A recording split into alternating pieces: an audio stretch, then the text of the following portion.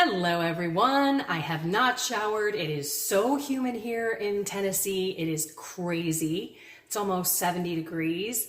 I refuse to open up the windows because my hair is freaking out, although I do have to take a shower. Been up since 3 o'clock, drove down here this morning, took a 2-hour nap. If I don't do this now, it's never gonna happen. So let's talk about waiting out temptation. So just as I was about ready to pull out off of the highway and go through this big old town before I hit the country roads, I was thinking to myself, maybe we should get a donut from Dunkin' Donuts, or maybe 3. Maybe a whole big thing of Munchkins, those little donut holes. Oh, but wait, what about Dairy Queen? A Butterfinger Blizzard sounds awesome. Maybe then we can go by Wendy's and grab some French fries. Or maybe I should just stop at the gas station and get a Snickers bar and a big old Coke. All of these things were going through my mind, and I kept thinking and entertaining all of these thoughts. I could not stop. And I kept driving and I kept driving. I was tired. I ended up having 2 cups of coffee with a whole bunch of half and half on the way home, trying to get back on keto. One of my problems when I am stressed, and I'm a wee bit stressed, although I think today is much better. Yesterday, I had to get my taxes done. Yesterday, I also had to do my packing. And then, of course, today was just get up and drive down here. I've got to unpack the car and I'll turn around and head back next week because I have to move after 23 years of being in a house by the end of the month. So I turn to food when it comes to stress. And so my promise to myself over this 3 days that I was home was that I was going to do the sardine challenge. And that lasted for 2 cans. On my way home, got up at 3 again, left the house by 3:45. I had 1 can on the way, another can when I got home, and then I just dropped it. This is where I entertained, without thinking much, about the donut.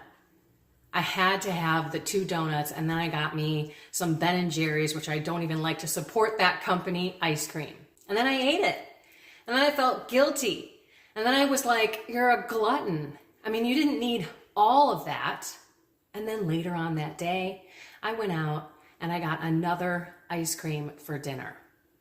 Now that is totally giving in and not having much self-control. So what was the difference? It was time. So I kept driving. I was getting off on the exit and all of these fast food signs are flipping by my face and I keep driving. And then I call out to God. I said, Lord, please give me the grace. And then I start thinking about how horrible I am going to feel. I need to take care of this body. It's not this guilt about eating sugar, putting on weight. It is not having control over my thoughts, over my actions, and hence over this body. I don't want that temptation to overcome me.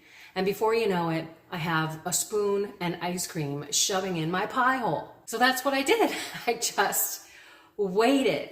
I waited and I waited and I waited. And by the time that I finally got through the scenario in my head about how I was going to feel and how disappointed I would be at myself, and that yes, I would probably have to go to confession again to confess gluttony, I said, we're not doing that. What we did do was go to Wendy's. I got a salad and I got a couple of burgers with 2 patties, ripped off the bun. I gave Sierra some of the patties. I had one of them myself, put it on the top of that salad. And I'm so grateful that I cooperated with God's grace. Just a little time, that's all it took. I was probably dehydrated too, which is no bueno. So maybe this will help you the next time you are faced with a temptation. Let some time pass. Put yourself in that scenario after you have done whatever is tempting you. Porn, maybe it's sitting on your duff and not working out. Maybe it's choosing that bad food. Maybe it's getting angry with someone.